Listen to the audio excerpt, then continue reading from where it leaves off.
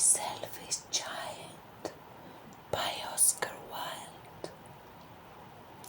Every afternoon, as they were coming from school, children used to go and play in the giant's garden. It was a large, lovely garden with soft green grass. Here and there over the grass stood beautiful flowers like stars.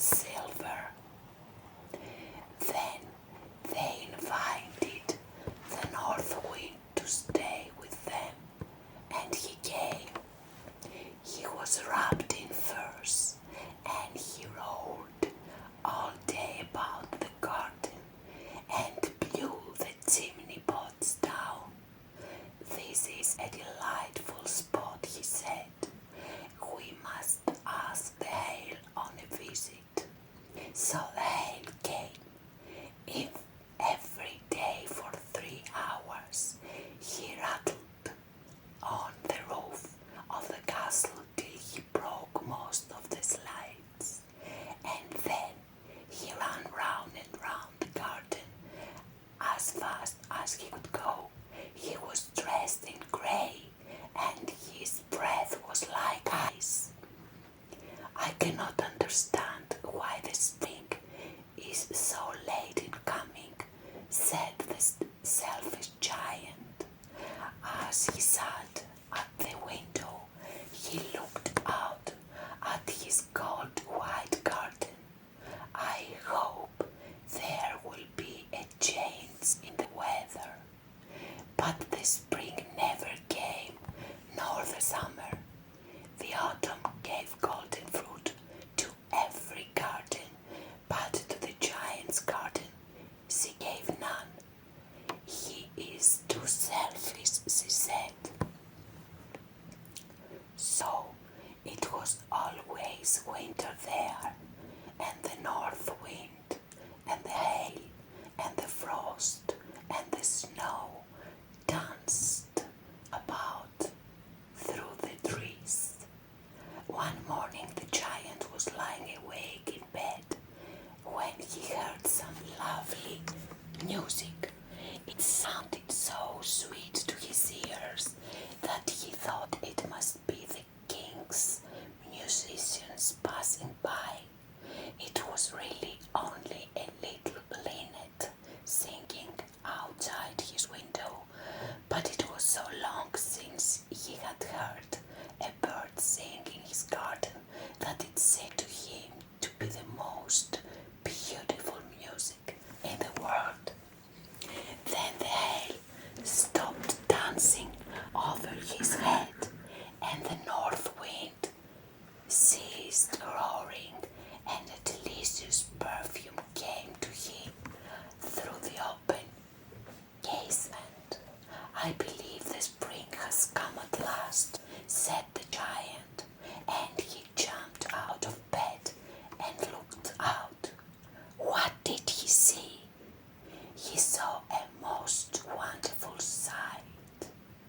Through a little hole of the wall, in the wall, the children had crept in,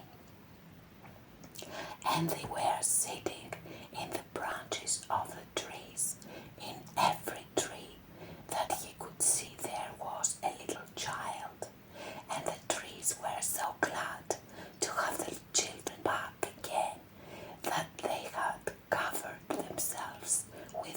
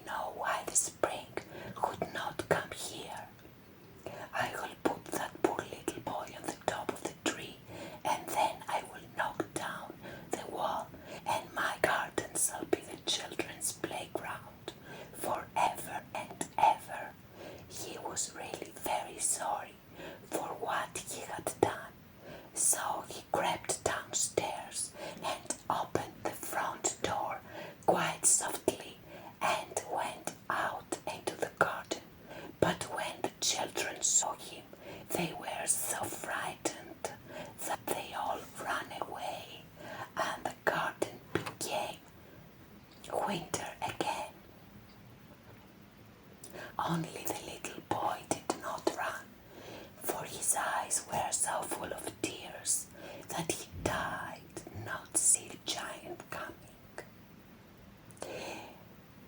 And the giant stole up behind him and took him gently in his hand and put him up into the tree, and the tree broke at once into blossom, and the birds came and sank on it, and the little boy stretched out his two arms and flung over around the giant's neck and kissed him. And the other children, when they saw that the giant was not wicked any longer, came running back, and with them came the spring. "It is your garden now, little children," said the giant, and he took a great axe and knocked down the wall. And when the people were gone to market at 12 o'clock, they found the giant playing with the children in the most beautiful garden they had ever seen. All day long they played, and in the evening they came to the giant to bid him goodbye. "But where is your little companion?" he said. "The boy I put into the tree." The giant loved him the best because he had kissed him. "We don't know," answered the children. "He has gone away. You must tell him to be sure and come here tomorrow," said the giant. But the children said that they did not know where he lived and had never seen him before, and the giant felt very sad. Every afternoon, when school was over, the children came and played with the giant, but the little boy whom the giant loved was never seen again. The giant was very kind to all the children, yet he longed for his first little friend and often spoke of him. "How I would like to see him," he used to say. Years went over, and the giant grew very old and feeble. He could not play about anymore, so he sat in a huge armchair and watched the children at their games and admired his garden.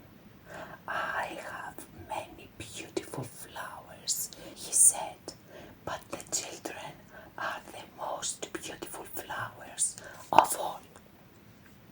One winter morning, he looked out of his window as he was dressing. He did not. He hated the winter now, for he knew that it was merely the spring asleep and that the flowers were resting. Suddenly, he rubbed his eyes in wonder and looked and looked. It certainly was a marvelous sight. In the farthest corner of the garden was a tree quite covered with lovely white blossoms. Its branches were all golden, and silver fruit hung down from them, and underneath it stood the little boy he had loved. Downstairs ran the giant in great joy, and out into the garden. He hastened across the grass and came near to the child. And when he came quite close, his face grew red with anger, and he said, "Who has dared to hurt thee?" For on the palms of the child's hands were the prints of 2 nails, and the prints of 2 nails were on the little feet. "Who have dared to wound thee?" cried the giant. "Tell me, that I may take my big sword and slay him." "Nay," answered